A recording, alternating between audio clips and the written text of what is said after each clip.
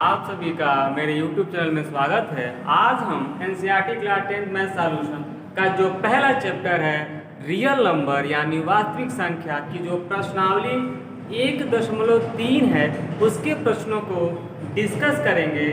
आज का जो टॉपिक है बहुत ही इम्पोर्टेंट है ईपी बोर्ड के एग्जाम के तहत। आज के जो प्रश्न है उसको ध्यान से समझिएगा और कोई भी दिक्कत होगा तो उसको कमेंट बॉक्स में ज़रूर बताइएगा। तो आइए आज के प्रश्नों को देखा जाए। हाँ, तो जो इसका पहला प्रश्नावली का पहला प्रश्न है बहुत ही इम्पोर्टेंट है, मोस्ट इम्पोर्टेंट क्वेश्चन है कि सिद्ध कीजिए कि रूट में 5 एक अपरिमेय संख्या है। देखिए हर साल इस टाइप का प्रश्न 2 नंबर के यूपी बोर्ड के एग्जाम में पूछे जाते हैं। या तो रूट में 5 पूछ लेगा, या रूट में 2, या रूट में 3, या रूट में 7। आपको ये तीनों जो है प्रश्न को इतना रिवाइज कर लेना है कि आपका 2 नंबर एग्जाम से बिल्कुल ना छूटे। आप इन चारों का कंसेप्ट एक ही जैसे है, बस एक बार कंसेप्ट को समझ जाइए पेशेंस रख के, बाकी आप इन तीनों को स्वयं घर पे लगा सकते हैं। तो आइए सिद्ध करें कि ये एक अपरिमेय संख्या है। पहले ये जान लीजिए कि अपरिमेय संख्या क्या होता है, यानी इररेशनल नंबर क्या होता है। तो बच्चों, कोई भी संख्या जिसे हम p बटे में q के रूप में नहीं लिख सकते हैं वे सभी संख्याएं अपरिमेय संख्या यानी इररेशनल नंबर कहलाती हैं। जैसे रूट में जितनी भी संख्याएं होती हैं जिनका पूर्ण रूप से मान न निकल पाए वे सभी संख्याएं अपरिमेय संख्या होती है। क्लियर हुआ? अब हमको प्रूव करना है कि ये जो संख्या है ये एक अपरिमेय संख्या है। तो अपरिमेय का अपोजिट होता है परिमेय संख्या, यानी हम उसका उल्टा लेकर सिद्ध करेंगे कि यह एक परिमेय संख्या। ये हम कल्पना कर रहे हैं, यानी एज्यूम कर रहे हैं, मान रहे हैं ये। तो पहले ये भी जान लीजिए कि रेशनल नंबर क्या होता है, परिमेय संख्या क्या होती है। कोई भी संख्या जिसे p बटे में q अर्थात अंश बटे में भिन्न न्यूमरेटर अपान डिनोमिनेटर के रूप में लिख सकते हैं वे सभी संख्याएं क्या होती हैं, परिमेय संख्या होती हैं, यानी रेशनल नंबर होती हैं। और साथ ही में q यानी हर का मान कभी भी शून्य नहीं होना चाहिए, क्योंकि 0 से किसी में भाग देंगे भाग जाएगा नहीं, तो q का मान कभी भी शून्य नहीं हो सकता। आइए इस प्रश्न को देखा जाए। पहले हम क्या करेंगे, जो भी रूट में 5 है अपरिमेय का उल्टा क्या होता है, परिमेय, रेशनल नंबर मान लिया। माना रूट में 5 एक परिमेय संख्या है। परिमेय संख्या की परिभाषा अभी बताया है, जिसको हम p बटे q के रूप में ले सकते हैं। तो इसके बराबर हमने क्या मान लिया, p बटे में q। क्यों? क्योंकि हमने माना है कि ये परिमेय संख्या है, ये हमारी कल्पना है, हम एज्यूम कर रहे हैं कि ये परिमेय संख्या है। जहाँ p और q क्या है, सअभाज्य पूर्णांक है, यानी को प्राइम इंटीजर। ये क्या होता है, सअभाज्य पूर्णांक क्या होता है, इसको थोड़ा सा समझिए। यहाँ पे साइड में कोई भी संख्या, यानी हमने क्या लिखा कि p और q सअभाज्य पूर्णांक है, यानी कोई भी 2 संख्या जिनका मौसम पर 1 हो उसे हम क्या कहते हैं, सअभाज्य पूर्णांक, यानी को प्राइम इंटीजर। यानी इसको दूसरे शब्द में कह सकते हैं कि कोई भी 2 शब्द या 2 अंक जो केवल 1 से विभाजित हो पूरा 1 के अलावा और उसका कोई फैक्टर न हो, तो उन दोनों संख्याओं को हम क्या कह सकते हैं, सअभाज्य संख्या कह सकते हैं। क्लियर है? तो हमने इसको p बटा q माना और p और q क्या है, सअभाज्य पूर्णांक है। ये आता कहाँ से, ध्यान देखिए। आप जब परिमेय संख्या पढ़ते हैं तो कहा जाता है कोई बटे में, जैसे 5 बटे में 7, ये परिमेय संख्या है, कहेंगे हाँ रेशनल नंबर है। अब देखिए 5 केवल 5 से कटेगा, 7 केवल 7 से कटेगा, लेकिन ये दोनों किससे पूरा कटेंगे, 1 से। 1 के अलावा और किसी से नहीं कटेंगे। देखिए अभी हमने लिख दिया 25 बटे में 30, अभी ये देखिए ये आपका 5 से कट रहा है, लेकिन पहले इसको क्या करेंगे, सिंप्लीफाई करेंगे, इसका सूक्ष्म रूप बनाएंगे।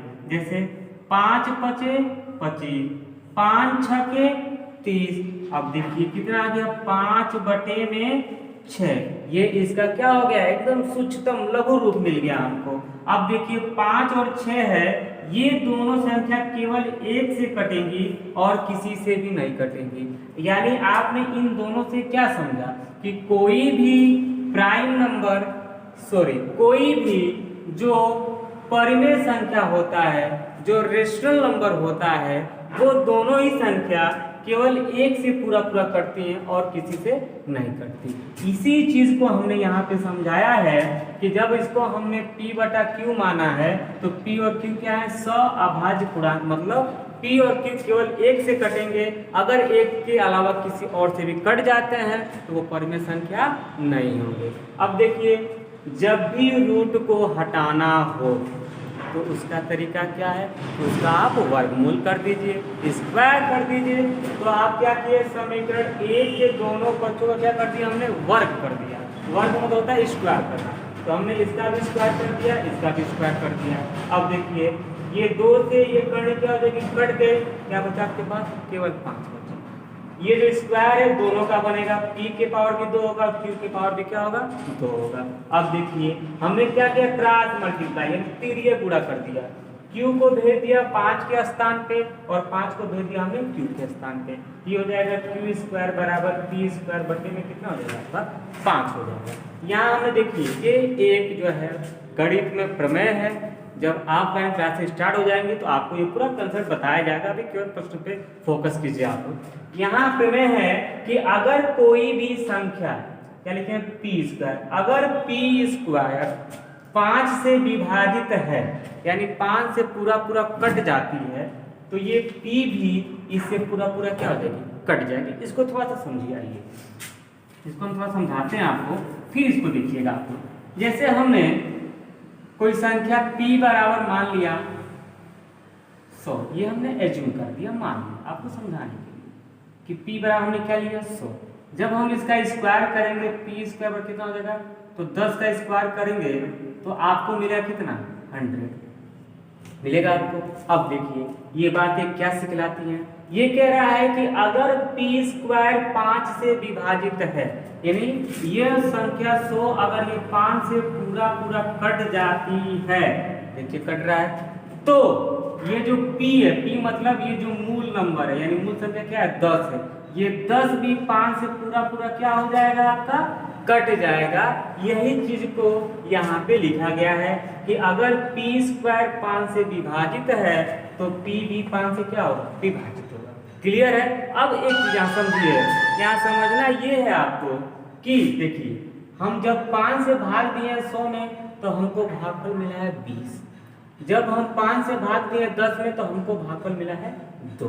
तो देखिए इसमें बदल क्या रहा है, भाजक दोनों में सेम है, डिवीजन 5 से बदल क्या रहा है, आपका भाज्य बदल रहा है और आपका भागफल बदल रहा है। तो भागफल को हम क्या करेंगे, कोई एक अन्य जो है से एज्यूम कर लेंगे, कोई अलग से। जैसे हमने यहाँ पे क्या लिखा है, अब माना p बराबर 5r। इसका मतलब क्या होता है कि ये जो p है, p क्या है आपका, p आपका भाज्य है, 5 आपका भाजक है और r क्या है, भागफल है। अगर आपको भाज्य निकालना है तो क्या करते हैं जी, आपको भाजक में और भागफल का गुणा कर दीजिए और शेष पर जोड़ देंगे तो क्या मिलता है, आपको भाज्य मिलता है। तो देखिए हम दोनों 5 से भाग कर दिए और ये जो एक बार 20 आया एक बार 2 आ रही है, क्या अलग अलग भागफल आ रहा है, तो उसके लिए हमने क्या मान लिया, संख्या r मान लिया कि अब p बराबर 5r समीकरण 2 में इसके जगह पे क्या कर देंगे, पुट कर देंगे। जैसे हमने यहाँ पुट किया q² बराबर 5r बटे 5 का होल स्क्वायर।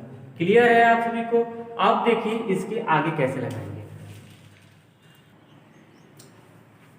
q² बराबर 5r के होल स्क्वायर बटे में 5। यहाँ पे p था, p को हमने क्या माना, 5r यानी 5r, उसके जगह पे रख दिया।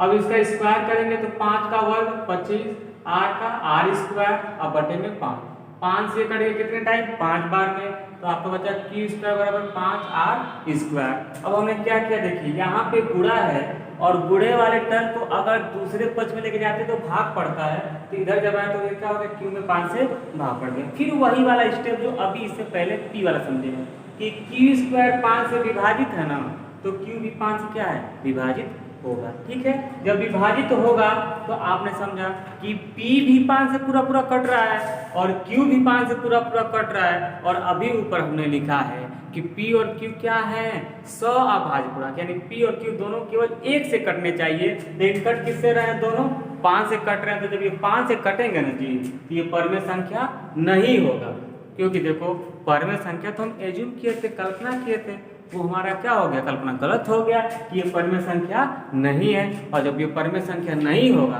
तो उसका उल्टा क्या होता है, अपोजिट क्या होता है, अपरमेय संख्या, इर्रेशनल नंबर। अतः रूट में 5 एक अपरमेय संख्या है, यही हमको प्रूव करना था। साथ ही में देखिए इस प्रश्न को देखने के बाद कम से कम घर पे कई बार अभ्यास कीजिएगा, बहुत ही इंपॉर्टेंट प्रश्न है। आपको इसमें केवल क्या बदलेगा, हमने आपको सिखाया रूट में 5, आपको दे सकता है कि सिद्ध कीजिए रूट में 2 अपरमेय संख्या है, सिद्ध कीजिए रूट में 3 अपरमेय संख्या है, सिद्ध कीजिए रूट में 7 अपरमेय संख्या है। और प्रश्नावली में और भी क्वेश्चन है 2-3, वो भी इसी तरह का है। इसमें से ये देखिए ये तीनों जो बताए हैं वो 4 बहुत ही इंपॉर्टेंट है। इन चारों को घर पे इतनी बार अभ्यास कर लीजिए कि अगर बोर्ड में ये क्वेश्चन आता है तो सबसे पहले आप इसको लगाने का अभ्यास कीजिए। इसके बाद भी अगर कोई दिक्कत आपको आती है तो कमेंट बॉक्स खुला है, उस पर अपने डाउट को बताइए कि हम उस डाउट को अगले वीडियो में क्लियर करेंगे। अगर आपको ये वीडियो पसंद आया हो तो सब्सक्राइब करना न भूलें, और इस वीडियो को जितना हो उतना अधिक शेयर करें उन बच्चों को जो घर पे हैं, जिनकी पढ़ाई नहीं हो पा रही है, उनको शेयर कीजिए, बताइए कि हाई स्कूल का सिलेबस आ चुका है, बैठ के वो घर पे पढ़ाई करें। और साथ ही में बेल आइकन बटन दबाना न भूलें, जिससे हमारी आने वाली नई वीडियो आपको सबसे पहले मिले। नमस्कार।